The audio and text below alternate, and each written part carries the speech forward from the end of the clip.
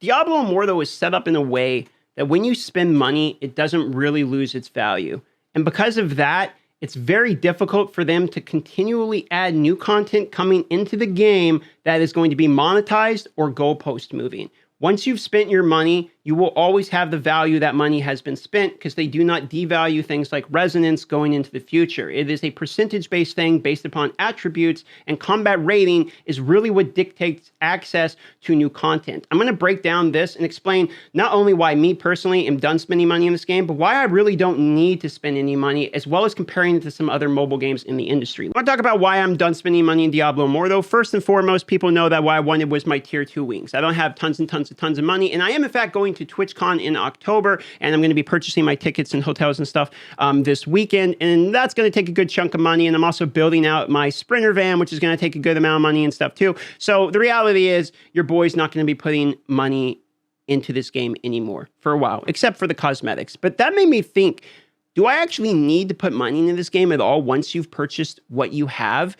Because think about this for a moment. The other games, I'm going to use an example of my previous game, Raid Shadow Legends, right? I spent $16,000 in the game over a 4-year period, and a large part of that money was viewers giving me money because they wanted to watch me open stuff and have a good time, right? So they'll hand you $100, say, go buy a pack, open it up on a stream, you know, everyone's drinking a beer or whatever. That's pretty much the vibe a lot of the times with those types of games. Now, that 16 grand I spent in that game is so deflated in value that's probably worth about $500 now. Because if I log on that game now, there has been so much goalpost moving and power creep in the game that the heroes that were so important before for me to purchase have lost their value to the point that they're almost worthless. Okay? Where this is what I'm noticing is different about Diablo Immortal. Diablo Immortal almost front loads your cost. So instead of being like, hey, spend $20 now, and every time a new update comes out, spend another $20, what they say is, hey, here's the way the system works. Do you want more power? Here's resonance. You get flat amount combat rating, you get the bonus stats, and more importantly, you get resonance, which is a percentage of the gear, which is non-wellable. So you can't well for legendary gear. Granted, there's magic find, etc. We could talk about that. There hasn't really been a lot of evidence for me to prove the magic find's even that great yet at the moment, if we're being quite honest with ourselves. But there is, in fact, legendary gear and set items which you cannot well for. There is no packs. I cannot go to the store, go to the shop, and just purchase set items over and over and over again and just roll them over and over and over again. You can do this in basically any other mobile game. Now, what I've realized is because of this, what this means is, and due to the way the combat rating system works, where effectively if something's high enough combat rating for you in PvE, you're doing 1 damage to it and it one-shots you, and you're basically completely 100% gated out of PvE content. What this effectively means is once you've done your purchasing, there's no more content they can produce that will power creep. Unless it's a new legendary item, which is like there's a better helmet. To give you an example, like the Ray of Frost helmet off the mage, everyone's complaining about right now because it's very, very, very strong, right? But that wasn't monetized. Getting that helmet is something that just has to happen. You just have to play the game. They didn't make any money off the fact that Wizard now has a good helmet. So what they're actually doing is they're just selling you up front a percentage of basically bonus stats. It's just, you want to be stronger than somebody? Here you go. You can be stronger than somebody by just flat out buying your resonance. And the only way that this would get power creeped is if they came out with like a better version of Bottled Hope to replace this gem. They can't invalidate the resonance because the resonance is based upon something that's non-pay to win, which is your normal gear. I get 150% base attributes of stuff that I literally have to go farm myself. Meaning if I want better and better and better stats, I can't just keep rolling in the shop. I got to go play the actual game. Which also means when new content comes out, like we have this new major update coming out, right? The new major update, let's say they have a new zone, new hell difficulty, and new boss. They can't dictate that by resonance. They can't have a 3,000 resonance requirement, and they can't scale the boss to require you to have so much life that you don't get one shot, because you can just continually increase your combat rating until you can do the boss. due to the way that they've made the combat rating work. So it's almost a double-edged sword where it's like, hey, let's have this system of combat rating in the game where what it would do is make people well because they'll have trouble getting from difficulty to difficulty, etc. But it's also a double-edged sword for them because it means when the new content comes out, it's better for us, the people who have spent just the amount of money we're willing to spend, because they can't make new content coming to the game require that resonance. They have to have it based off the combat rating. And let's say they even did have it to require basically resonance. They scaled it too. And they're never going to have an intra requirement like only 1,000 resonance people can go into it. There'd be way too big of a backlash. And that's very counter to what they've said they're going to be doing. So let's say they actually have something where it's like, okay, you have to have, a large amount of HP. Like it's a 5,000 combat rating, but for whatever reason, the guy hits like he's 7,000 combat rating. Like he just hits really hard. Okay, don't get hit. Well, as long as you can continually do damage to him, you're still going to be able to beat it. They can't have a way in the game unless they actually add a time-gated scenario with it having one-shot you above your normal HP and making your damage have to be so much that you basically have to have resonance. They can't really, you see what I'm saying? Like every update they have that's going to be coming to the game, they can't move the goalpost on us because they've already set the game up with the legendary gem system to the point that you can basically say they grabbed the cash in the beginning. They said, look, here's the way it works.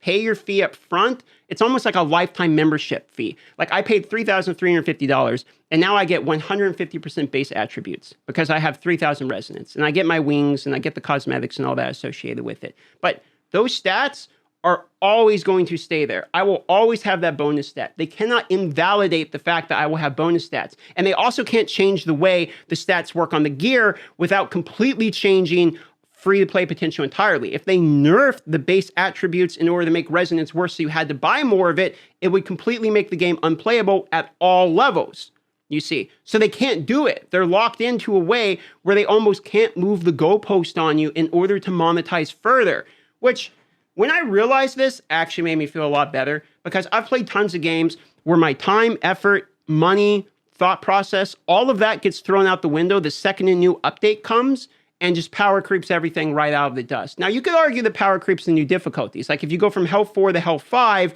well, the Hell 5 base gear is better than, your Hell 4 good gear, right?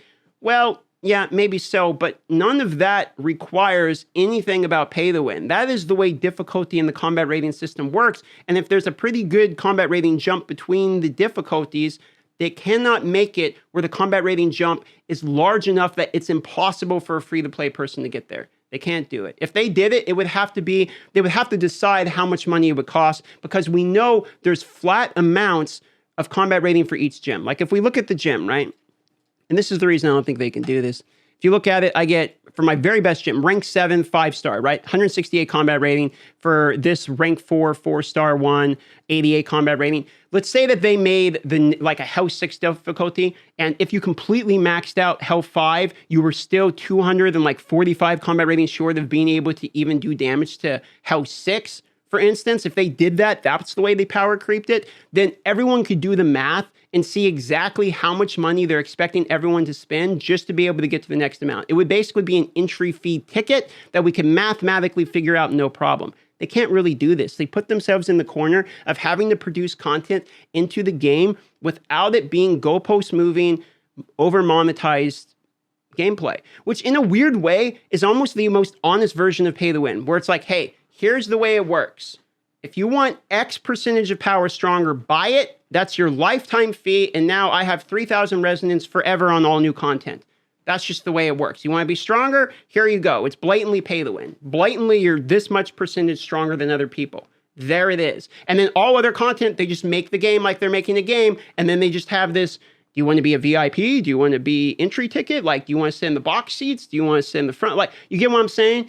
That's almost the way they designed this game's monetization, which is very different than other games' monetization because the other mobile games I've seen are required to have the constant goalpost moving and constant monetization every patch in order to constantly produce that monetization. Whereas this one, I think their driving factor is making sure they get new players into the game, getting that fee out of them, maybe $100, $200, $500, and every now and then they land a $15,000 well that spends their money and gets the wings. It's also maybe a smarter way to make money for them as a business if we think from it, because a lot of times mobile games have the capability of getting you to be really ramped up in the beginning and get almost like addicted to spending, where you're like going in, going in, going in, and then you almost regret it at the end. And if you have it as a bulk purchase in the beginning, I wonder if they're making more money than slowly trying to bleed people as it goes along, like the other games are doing, and have people quit along the way. So realizing all of this made me realize a couple things. All of the money I've spent now is going to stay its value, so I don't need to really continue to spend in order to keep the same level of power. And the cosmetics I still really like. So what I'm going to do is I'm going to purchase the cosmetics. I've gotten to a strength power level that I feel fine at. I get dumpstered by tier 3 wings. I'm not going to spend $10,000 to not get dumpstered by tier 3 wings. And I'm not really interested in chasing any more combat rating in a system where combat rating is basically free to acquire, and it's extremely expensive to purchase. So that's where I'm at. I think just because of the way they set it up, I'm done spending money. And it's not because I don't even like the game. I just think it's the way the game's intended. You buy what you want, and then you're done. So I could play the game for years going forward now, just buying cosmetics, and I feel like I'm never going to lose the value of the money I've spent. Granted, the money I spent is absolutely ridiculous, and thousands of dollars on a mobile game.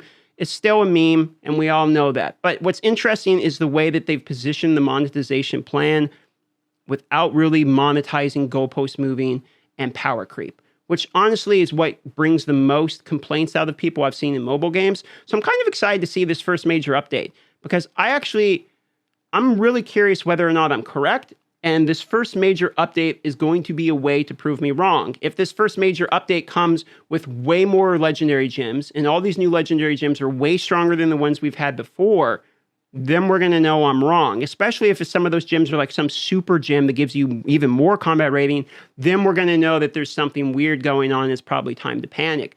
But for now, I'm actually feeling like all right compared to the other mobile games I've spent in terms of the way the monetization is, because the big shock in the beginning of, wow, this game's extremely pay to win, is almost so transparent in a way where it's like, well, you can't really continue to monetize new content because of that. And that's just one thought I had rolling around my head today, and I wanted to explain it.